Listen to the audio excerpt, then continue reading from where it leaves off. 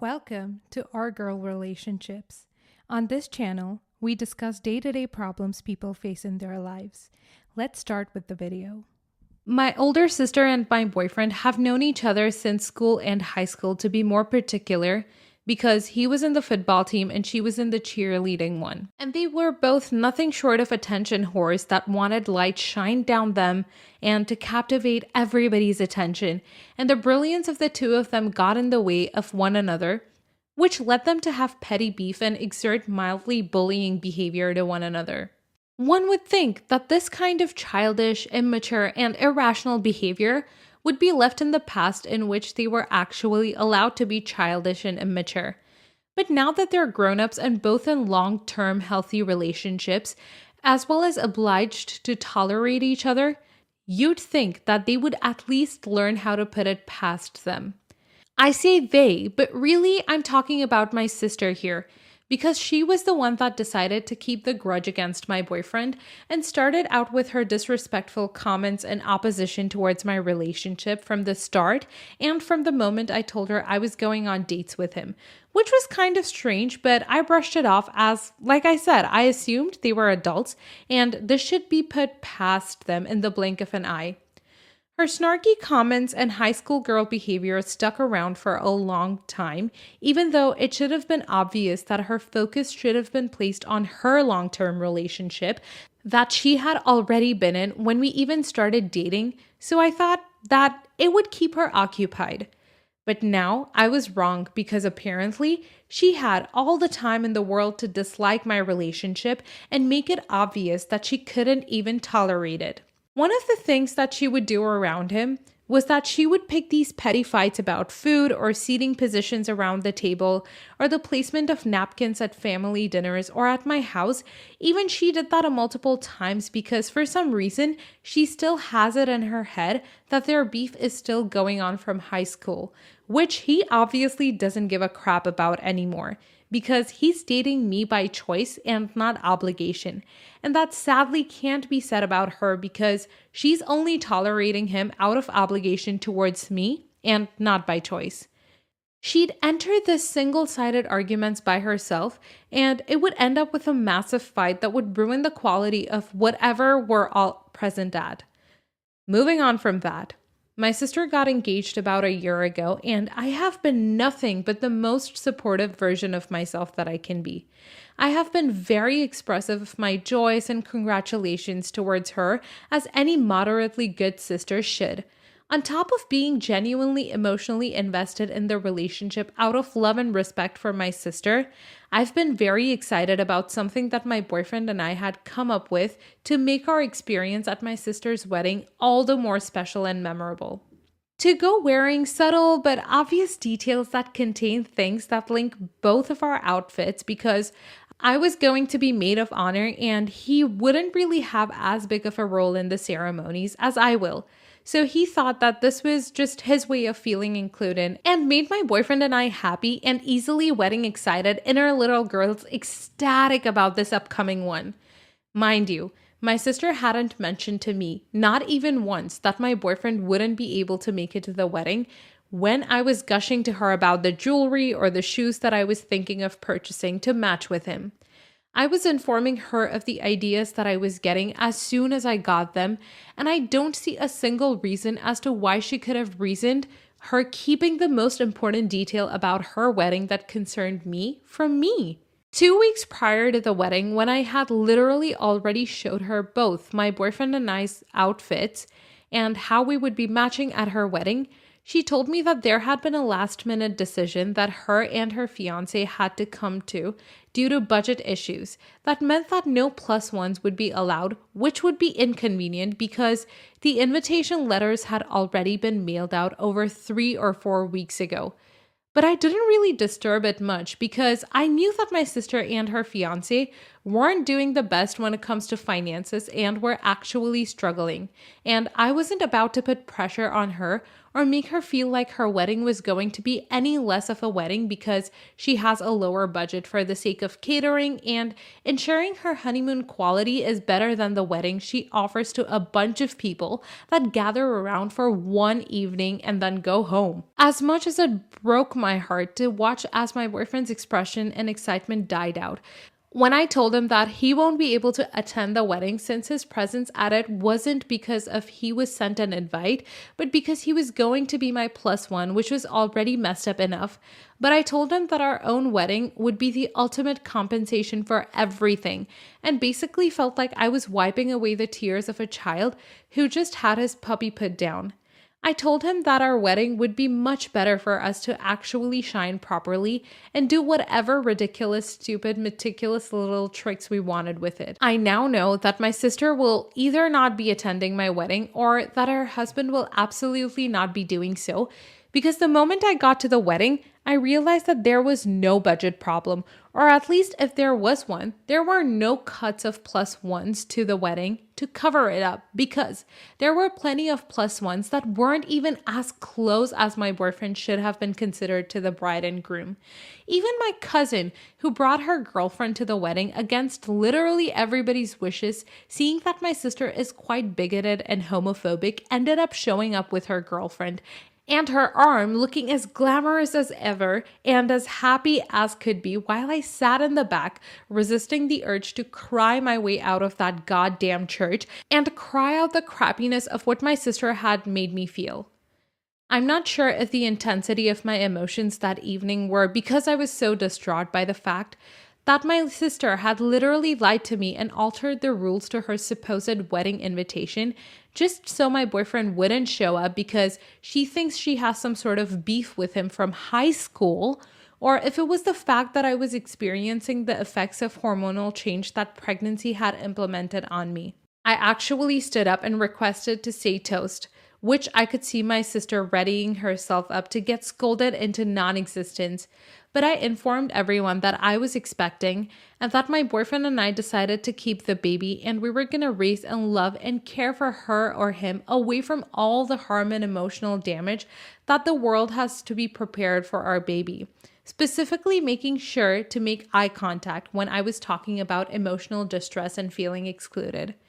I finished it off by saying that I apologized for my boyfriend not being able to make it for the wedding because there had been a change of events that happened in the background of the wedding, which ultimately led to him not being able to attend that night, and that we would most certainly be making it up to the couple somewhere along the line, aka my wedding. And I guess my sister knew immediately what I intended with those words. I'm not sure if I can say that my sister knew me enough to understand that I would literally be excluding her from my baby's life, and though that made me feel a little guilty because I kind of ruined the quality of her wedding, but I could see the change in her expression and kind of sense the sadness in her voice when she was talking to me and apologizing to me through her eyes, which pissed me off even more because, bitch, if you messed up, why the hell are you so terrified of apologizing? Not the a-hole. Your sister and her boyfriend or husband or whatever don't seem like the kind of people I would want around my baby anyway. So I don't see any reason for you to be the bad guy here. You having a reaction that's equal to the damage that their actions did sounds just about fair to me. Not the a-hole. Why the hell are you worried about her emotions being damaged if you're the one choosing to keep away something you love from her, just like she kept away some things she loved from you? I guess you could claim the upper hand and let this slide under the rug. But it seems like that's what you've been doing this whole time, and it's really proving to be no avail, so why keep doing it? Not the a-hole. If I had to guess, I would say that she was probably actually slightly hurt by the fact that you were insinuating that you would be treating her the way she treated you. But she would have had to know that lying to your face just so you wouldn't bring your boyfriend because she had stupid high school petty beef with him would have its repercussions in the future. So I don't see why you should feel guilty for making her feel slightly bad for doing something horrible. Next story.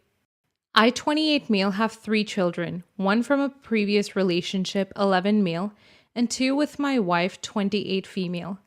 I work in arena marketing and promotions, and because our youngest is currently too young to be enrolled in school, I take as much work home as possible.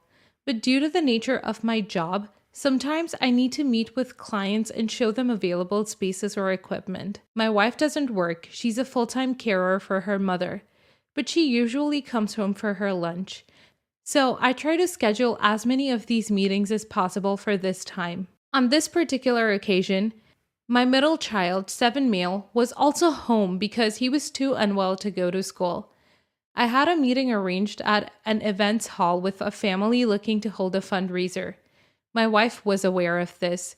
She assured me that she would return home at her usual time to watch the kids while I go to work. When she did not arrive on time, I waited a further 15 minutes and tried to call her, but it kept going to voicemail. I told my son that I'd be back soon and left for my meeting. I was slightly late, but fortunately, the meeting didn't run over. I couldn't have been out of the house for much longer than 60 or 70 minutes. When I returned home, my wife was furious. She had rung the house phone after her phone died, and our son told her that I had left them home alone. I explained that she was the one who hadn't turned up. It was only for an hour and they were perfectly safe, but she is convinced that I'm an a-hole. She told me that she was late because her mother's health took a turn, so she needed to call for assistance and her phone went to voicemail because she was on the phone with the hospital. She also accused me of caring about my job more than my children, which isn't true, but it was important that I attended this meeting. I do not think our children are as helpless as she considers them, and I did not know the reason she was late and had expected her to arrive shortly. Regardless, nothing happened to the children and I was not gone for long. Am I the ace? Edit. Sorry I was unclear. A. Children are 11, 7, and 2. B. 11-year-old was at school. C. I have full custody. Mother isn't involved in his life. D. You do not know me. You have read one Reddit post about my life and do not get to make a holistic judgment about me as a father, husband, or person. I will not engage with anyone else who does this because it is effing ridiculous that you think you can. E. I never expected 7-year-old to care for a 2-year-old. 2-year-old was napping and I genuinely thought my wife was on the way. F. He had a headache and was too grumpy to go to school. He wasn't dying of the plague. You're the a-hole. Holy crap, man. Sometimes there's an emergency and you have to miss a meeting. It happens. What's particularly gross here is you seem to like you assumed your wife was just not showing up for fun instead of, I don't know, worrying something was wrong. You quite literally decided your job, not even your whole job, just this one meeting, was more important than your kids. You're the a-hole. You left a 7-year-old alone. This isn't the same as leaving a 15-year-old home who can fend for themselves. Your son could have gotten seriously hurt, went outside and got lost, had a medical issue, choking, he was sick, so other medical emergencies, etc. Started a fire and various other things. Also, if at any point the police showed up, they would have taken your child because he is too young to be alone. Again, this isn't like leaving a 15-year-old home alone. Your client is an adult and could have rescheduled, unlike your 7-year-old. Edit. You're even more the a-hole as you left a 2-year-old to be supervised by a 7-year-old. You're extremely lucky nothing bad happened in that hour you were gone. You're the a-hole. You're the biggest a-hole I have ever seen on here, and I've been on this sub a fair while. It doesn't matter how long you were gone for. You left your children home alone, and a sick one at that. Any number of terrible things could have happened to them. And for what? A meeting? You are a parent, so that means your number one responsibility is to your children, not your job. You need to have a long, hard look in the mirror because you are a neglectful and irresponsible a-hole. I'd call you worse, but it's not worth getting reported over you. Next story. I have a daughter, Emily, 16 female, with my ex. She chose to live with my ex and his wife and kids the majority of the time because she has to share a room with her stepsister Laura, 15, at my house. My ex gives Emily $25 a week to buy lunch.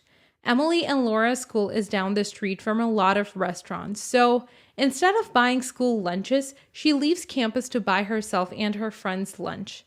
The problem is she sees Laura at school and won't get her anything even though she gets her friends lunch all the time. I talked to Emily about this and she said it's because her friends pay her back and Laura can't. Emily knows we can't afford to give Laura that kind of money, and I know she works part-time and gets an extra allowance from her dad. So I asked her to occasionally buy Laura lunch to make her feel better. She refused. I called her dad and hoped that as a parent he'd understand what I was trying to do. But he said Laura's feelings are not his or Emily's responsibility, and that if she wants to buy lunch off campus, she should get a part-time job like Emily. I tried to explain that Laura is in sports and she has ADHD and depression, so it would be hard for her to work, but he said that's my and my husband's problem and hung up. Laura came home crying the other day because Emily came back with food from her favorite restaurant and didn't give her anything or offer to share. So I called my ex and told him that he needs to stop giving Emily lunch money and have her make her own lunches because she was hurting Laura. He refused to listen to me and told Emily that I'm telling him to not let her go out to lunch because of Laura, and Emily hasn't spoken to me except to say that she's going to stay at her dad's full-time for a while. You're the a-hole. Laura is going to have to learn life isn't fair. Emily works, Laura doesn't. $25 allowance is nothing. It is her job that gives her the most disposable income. You can use Laura's depression and ADHD as an excuse now, but what happens when she's an adult and has to support herself? Should Emily forego a nice car, beautiful home, and vacations because Laura can't afford it? You should concentrate more on getting Laura whatever therapy and medication she needs to get better. The answer isn't making Emily suffer because Laura is jealous. You're the a-hole. Your ex should not be paying for your stepdaughter's lunch. Your daughter should not be paying for your stepdaughter's lunch. She is not responsible for the happiness of other people. If you want Laura to be able to get lunch, then you and her parents need to find a way to pay for it, or for her to pay for it. And if you can't, then you need to teach her to handle her jealousy in a healthy way instead of trying to take things off other people to please her.